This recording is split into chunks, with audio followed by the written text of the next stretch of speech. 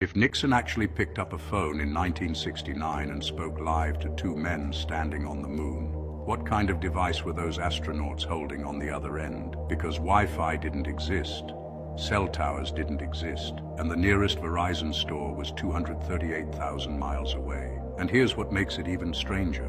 The same government that couldn't reliably connect a phone call from New York to Los Angeles in 1969 somehow patched through a crystal-clear, zero-lag conversation to outer space, to two guys in bulky suits, on a rock with no atmosphere, no signal infrastructure, and no charging port in sight. But wait, if the moon has no air, no magnetic field, and sits in a vacuum of dead silence, what exactly was carrying that voice signal? Because sound needs a medium to travel. So how did Nixon's voice reach the moon at all? Here's where it gets real uncomfortable.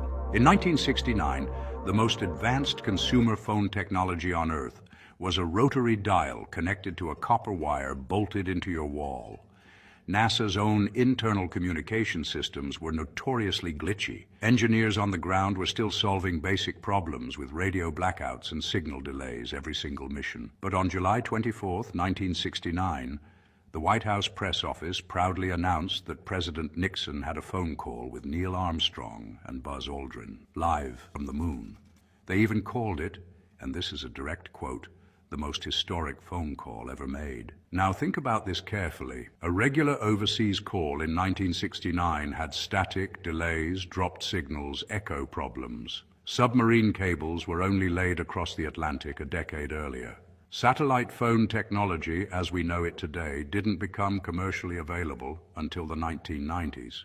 That's literally 30 years after this supposed moon call. So what pipeline did Nixon's voice travel through? NASA says it was transmitted via radio frequency, UHF band, bounced between relay stations on Earth, and somehow reached the lunar surface in real time. But here's the thing nobody talks about. Radio signals traveling 238,000 miles should have at least a 1.3-second delay each way. That's 2.6 seconds round trip minimum. Go listen to the recording of that call. Count the pauses. Something feels very off. And it doesn't stop there.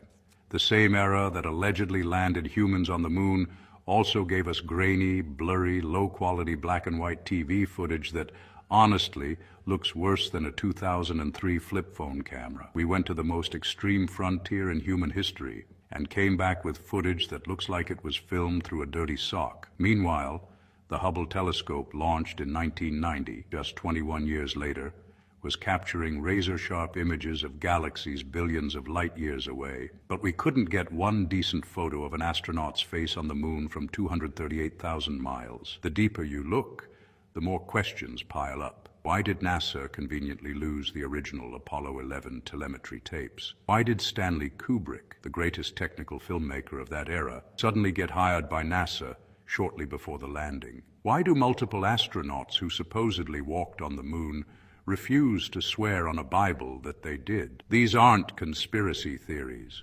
These are documented facts sitting in public records that most people have simply never been told to look at. The honest answer is, nobody has given a clean, simple, verifiable explanation for the phone call technology.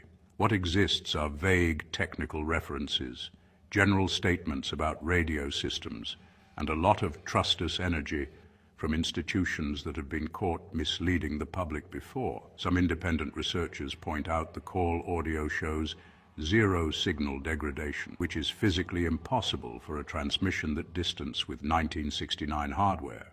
Others have noted the background audio environment sounds more like a studio than a live space mission. You don't have to believe anything, just ask the questions.